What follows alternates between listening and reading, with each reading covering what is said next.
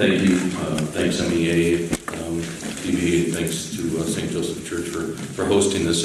This couldn't be more important of a topic to discuss, and I think one of the things that some of them, I could go through a lot of the information that's already been passed along, and a lot of it's great, but I guess I'll just kind of get directly into what DEA's role is, at least part of our role is. It's tough to do something in just a few short minutes.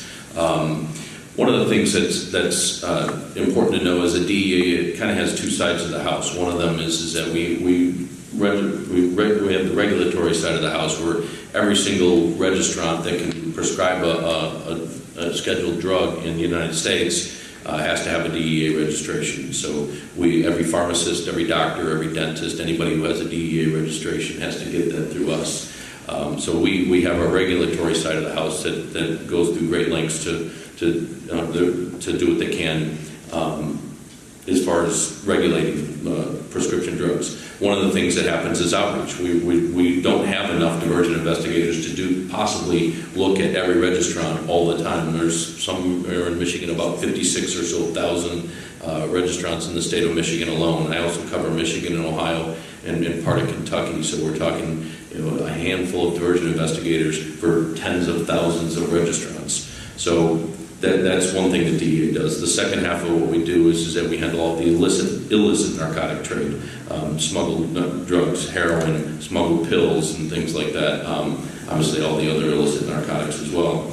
So, one of the things that we've seen, and Steve and I have seen, is just the great collaboration that there is between all the industries. It's better than it's ever been, and that's one of the other things that DEA really focuses on as well. Is we work the regulatory side of it, we also work the illicit side of it, the enforcement side of it, but we realize that there's an important aspect of outreach and sitting on panels like this, but also in addition is working with our colleagues and finding different searches that we may get involved in to push people into treatment as opposed to just putting them in jail. That's not really law enforcement's ideal situation, is to put addicts in jail. Sometimes that's a good thing, though, because sometimes an addict maybe the first time they realize, I really have a problem. And sometimes the family realizes that they really have a problem.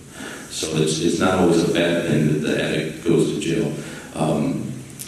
But it's tough to just kind of touch every topic that Steve and I and our other counterparts in law enforcement are dealing with in this epidemic. One thing that's really important to note that as far as heroin has come, and the pill epidemic has really just taken over America. One of the problems is that the cartels, and there's businessmen out there. This is about money, really. It's, at the end of the day, for the people who are pushing this, they don't care about you or me or America or anyone else. This is about money and them making money in any way they can. So once they realize that there's something that's drying up, that well's drying up on the money aspect, they're going to push other drugs. They're businessmen. I'll give you a great example. Methamphetamine has really been an important drug, not important in a good way, but it's, as far as DEA investigations go, pretty much west of St. Louis. It is making a huge surge, particularly in Michigan and Ohio, especially of late in the last few months. We've been predicting this sort of in the last 3 or 4 years, but methamphetamine and cocaine is making a huge comeback. So just as these cartels realize, the police, and we're investigating overdose deaths. We're doing a lot about this, and we still have a big problem with heroin and opioids. There's other drugs that are coming right behind us. So I don't think I could echo how important it is that Ronnie had mentioned. We have to keep and educate the public and keep them from getting addicted in the first place. Because Steve and I, and we can lock up and arrest as many people as we possibly can, and it's never going to be enough without the entire community participating in this solution. And one of the big participation events that needs to happen consistently is education. So I guess I'll kind of leave you with that. There's just so many topics we could talk about, Narcan and the different things and the way we handle evidence differently. Maybe those will be questions that you might have. Thank you. Thank you, MEA. Thank you, St. Joseph Church, and thank all of you for being here, because we need people that are in the community, that are on the ground looking at the issues that all of us are facing, and be partners with folks like us that are here on the panel, whether it be law enforcement, lawmakers, healthcare, people who are in the healthcare field, the folks that assist in rehabilitation. But from a legislator standpoint, a lawmaker, I know Ronnie said we can't make laws that get us out of the problem. That's true. But we should be making laws anyway that help address some of the issues that we're facing. And here's the bottom line. This thing is not just an issue that doesn't affect any of us or is somewhere else. It is everywhere in every neighborhood across the country. Across the country. It doesn't matter if you're in Troy or Birmingham or Bloomfield. It's not just this heroin epidemic that we think is in Detroit and dark alleys. But there's two parts to this. There's lives and there's also costs. Costs that actually are affecting every one of you. Every single one of you. Well, let's talk about first, we have 10 million people in the state of Michigan. There's 21 million prescriptions that were written for controlled substances. 21 million. There's more than there are on his grandmother's drugs, and he dies. 8 years old. So is this important to you? I don't know. You have to make a decision. You're here, so that means it is. But now you have some homework. You have to go out there and tell it to people. Because this room really should be filled to the max. But that's okay. We're all soldiers out there trying to do good work. So here's some of the things we did from a legislative standpoint. And I apologize, I'm going to look at the notes I have in my phone. So from a physician standpoint, and pharmaceutical standpoint, like Ronnie said, where naloxone is more accessible. Basically what this is like an EpiPen. Epinephrine pen, you shoot it in the nose, somebody's nose, or however the device is. Most of them are nasal sprays, and you revive someone. But this shouldn't stop there because then you need treatment. So we're allowing also what we call the Good Samaritan exemption. Because people are using drugs together, partying with them or whatever they're doing, and then somebody passes out from an overdose. So what is the other person using drugs, what are they going to do? Call the police and then get arrested themselves? That was a big problem that we were seeing. So we said, look, if you call 911 to help someone out, you fall under this Good Samaritan exemption. Because we don't want people to say, uh-oh, bad things are going to happen to me, so I'll just let someone else die. So we put a priority to make sure that people are calling 911 versus prosecuting the person who's calling 911. We added more requirements to maps, and in fact, Michigan put in the budget more dollars to make sure that our map system is now up to date and the technology is up to date to the times we have. And we talk about education. Education is really key because knowledge is power. So we want to make sure that you have that power, so we have to give you the knowledge. So we are increasing education in our schools to our youth so that they know about the addictive properties that are in these drugs and what to do and how to avoid being addicted. We have parents now having to sign consent when their children, who are minors, are having surgery and then are prescribed these opiates. The doctor has to have a bona fide relationship. That means a real relationship with their patient. Because what do folks do when they're addicted? They doctor shop. Go to this doctor, let me get a prescription. Go to that doctor, get a prescription. Hurry up, let me try to get the prescription filled. Right, Ronnie, you see this stuff? Let me hurry up and get a prescription filled before my name gets tagged. So now we're saying, look, doctors, you have to have a bona fide relationship with your patient.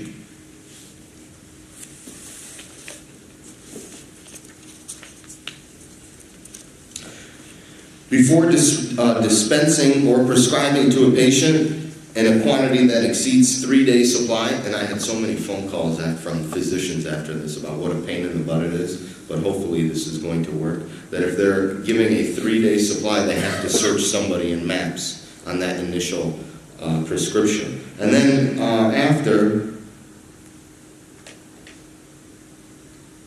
we go to a 7-day period. If a prescriber is treating a patient for acute pain, then the prescription shall not be more than a 7-day period. So, again, we have to do the right thing, right? No matter who calls, hey, this is a pain in the butt, why don't you guys change the law? I'm a physician, I have to do more work. Well, look, we have lives at stake. So let's make sure we're saving lives. And I talked about what we're doing on the education side and on the MAP side. A couple other things we're doing from a court standpoint. We're having more treatment programs because we're getting addicts. What are we going to do with them? Just lock them up, and then they get out, and then they commit a crime or get addicted again, and then they're right back where they are.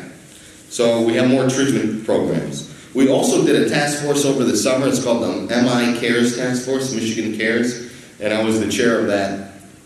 We looked at opioid abuse, we looked at mental health treatment, and we looked at our criminal justice system. They're all rolled together, and we have also a big problem with a lot of our veterans that are coming back, post-traumatic stress syndrome, and they self-medicate, either through alcohol, through drugs, opiates, whatever it might be. So we have to address all these issues. I encourage anybody to look that up. I wanted to tell you a little bit about cost. So, I just want to pull this up. The opiate epidemic cost our country, let's see how many zeros are here, how many commas, $78 billion. $78 billion. You may say, well, why is it $78 billion? Here, let me tell you. $42 billion in lost productivity. People are on drugs, they're not going to be performing as well. $42 billion. Increased health insurance costs. How many people's health care went up? Right? Something that we always talk about. Why did healthcare costs go up? Well, number one, maybe certain things in the law, people are utilizing different healthcare methods, but just from opiates, $26 billion cost. $26 billion. Criminal justice side, these guys have to deal with another increased cost of $7 billion. Substance abuse treatment courts, another $2 to $3 billion. Guess who's paying for that, folks? All of you? All of us? All of us. We bear those costs. So we have the life side, the laws, how do we get people care? But also, let's not forget this is costing money. That's why we should all be concerned about this. And from the pharmaceutical standpoint, you know what? There's responsibility everywhere that people need to own up to. And you'll see lawsuits. Lawsuits are already being filed. Again, 8-year-old kid gets a hold of his grandmother's drugs that have fentanyl in it. Where'd the fentanyl come from? You know, China, Mexico, the borders. We talk about building a wall. Right? Yeah, build the wall. Let's fill those tunnels. These guys can tell you about the tunnels that they're trafficking all kinds of narcotics through and illegal drugs through. We need to really have secure borders in order to save our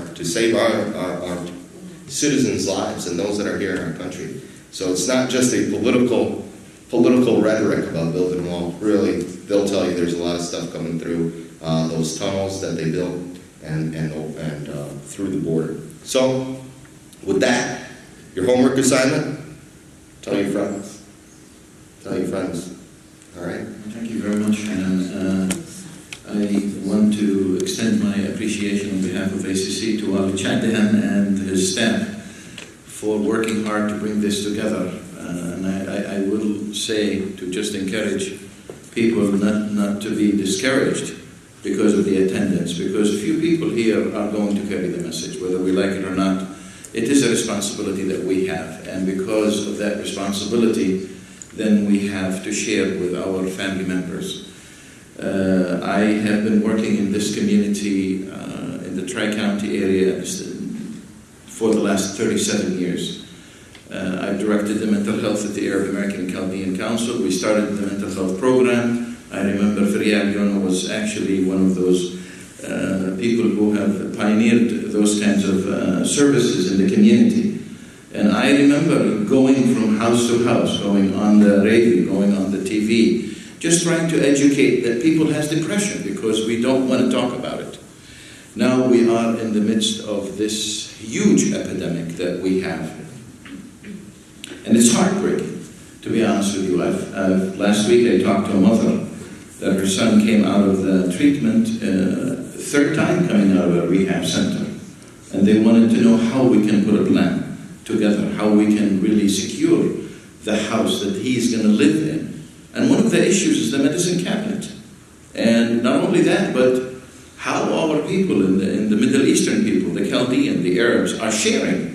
Basically, everyone is playing as an MD in a way and sharing their medicine with relatives, fathers, mothers, aunts, uncles, and this is a trend that could lead to this environment that we live in could lead to our young people listening to it and being conditioned to seek those kinds of highs in a way, because really they don't understand the ramification and the long-term impact that sometimes we play as enablers in the homes, and that's hard to face because really, to be honest with you, this is a huge issue that we have to start tapping into and looking at and trying to educate ourselves in how to reach our kids and how to develop a strong family ties where everybody is communicating and creating a sense of dialogue and interrupting this kind of a cycle of the stigma that we have in the community. I want to talk about one issue that I've been dealing with for the last 37 years. Whether in the mental health or in the addiction. I've worked at the prevention level, at the education level. We are conducting cross-cultural parenting skills. We have a couple of staff that are in a couple of schools where they're teaching basic life skills on substance abuse prevention for 4th graders and 5th graders and reaching them at that level. And I think, to be honest with you, we need to start working with our kids at the mother's womb, pretty much. To be able to educate from the time they come to this world, because that's how hard the kind of a lifestyle that we are living in.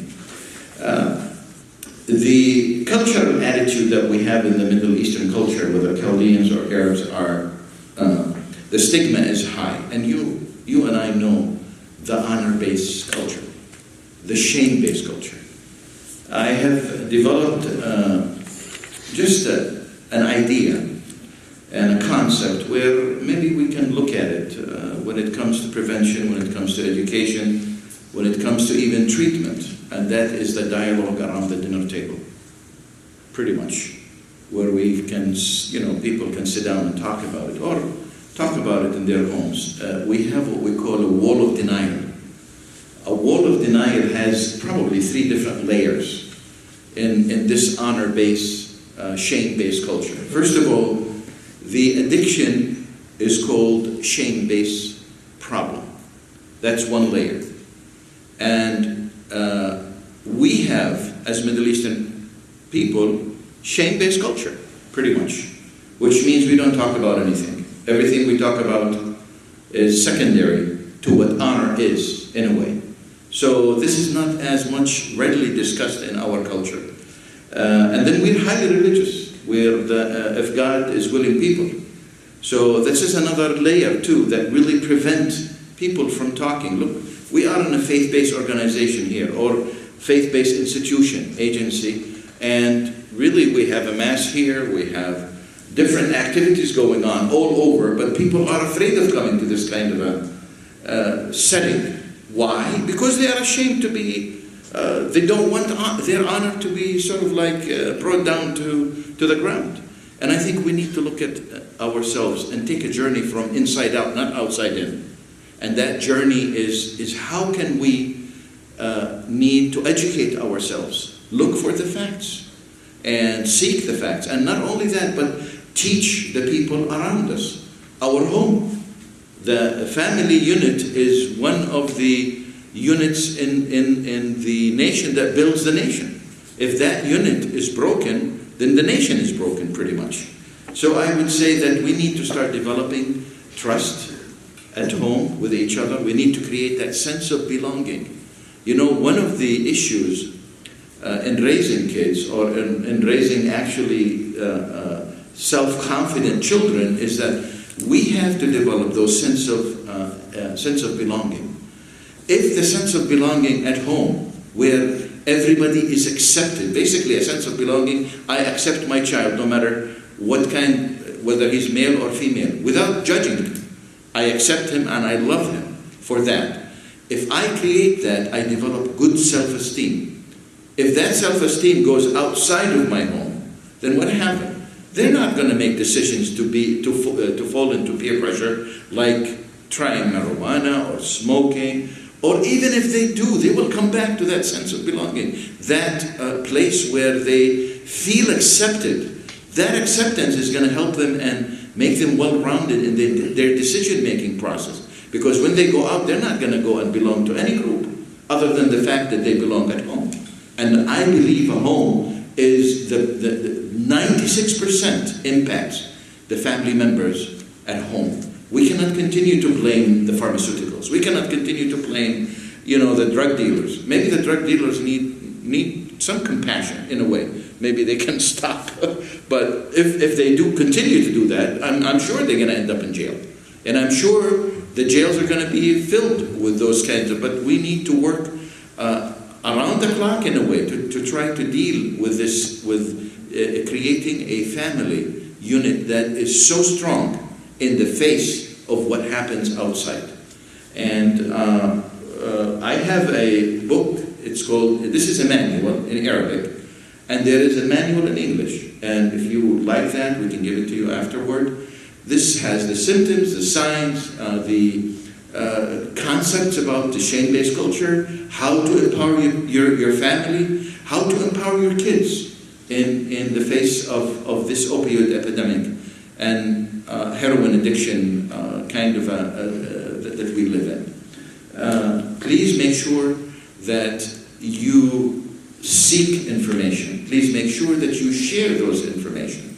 And make sure that you become a person who is developing acceptance for your kids in your home, so that you can strengthen them and you can empower them, so that they can actually also teach their partners and teach their peers what to do in the face of being, given those kinds of chemicals outside of the home.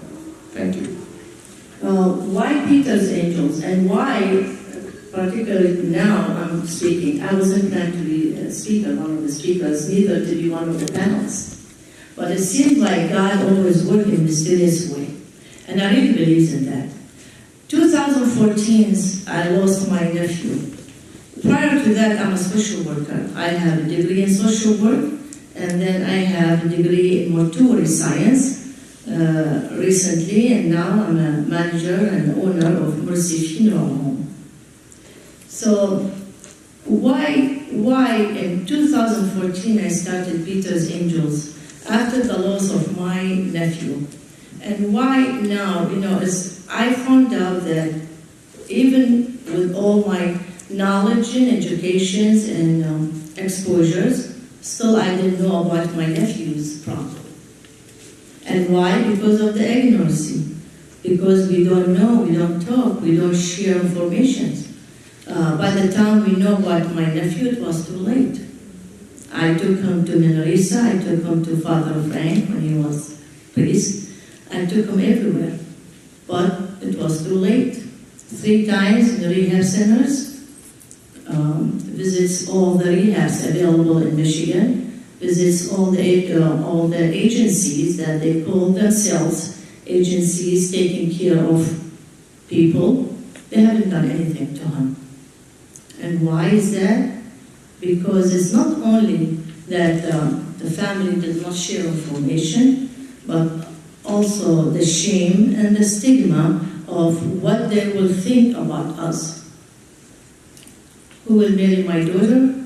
Who will take care of my son? What they going to think about me? Now the question is it you, what they going to think about you, or God when you see him and when you meet him? What are you going to tell him? What did you do to help that individual? Is it the shame, the stigma, burden, taking care of the life? Losing 115 or 150 a day? What we are doing? We are just issuing new laws, issuing new contracts somewhere else, or education. Because education is raising a healthy child. That's what it can make the difference, and that's why Peter's Angels was found. 2014, I decided the day we buried my nephew, God bless his soul, and God bless all the souls that we lost them for overdose. And I would always pray a prayer for them, always when I remember them, because they really deserve the respect. They deserve all the prayers, and also they deserve to be proud of them, because they are human beings before they become patients. And we have not to be ignoring that the addicted person, he is having mental issues, and we deal with the mental issues. This is a part of a mental issue problem, and we have to deal with it, and we have to talk about it without any stigma, without any shame, without any hesitation of what the people are going to say about us. It's not about us again, it's about the person we are trying to save. So Peter's Angels, usually in 2014, we started to do an education, because I really believe in education. With all the respect of everything available, I really believe in education and personal education. There was a lot of, maybe like in Americans, individual families, they do really have a lot of information available, but for us, there is no available information. So we started, and we decided to do this. When we started in 2014, with the blessing of the bishop and all churches, we had a meeting every month, and every month we had doctors to talk. We have always our district manager, Rani from MEA, always available for us, always does a great job. And Dr. George, and we have psychiatrists, we have psychologists, we have social worker, we have an attorney on our board. 2014, every month, we were at the end of the month, we were at Mother of God Church having a meeting, having social, we're having workshops. We had every other week, we were at, or the second week of the month, we were at St. Joseph here for 1 full year. 1 full year. We have many attendants, we have many workshops, and we at last August, we had a very successful resource fair. Now we have almost like 200-300 people attending here. And so what we do, we give symptoms, we give all the information that the family need to know, and my focus, and I emphasize on the families. And also the families who are newly-comers, because I really care about my community, and they are in my mind, and what should I do to help them?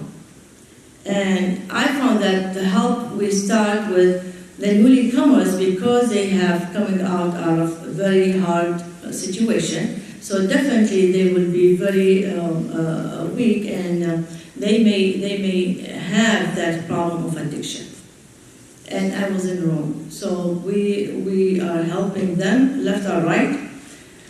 Peter's Angels, we are like for our 4th year. I have 800 members.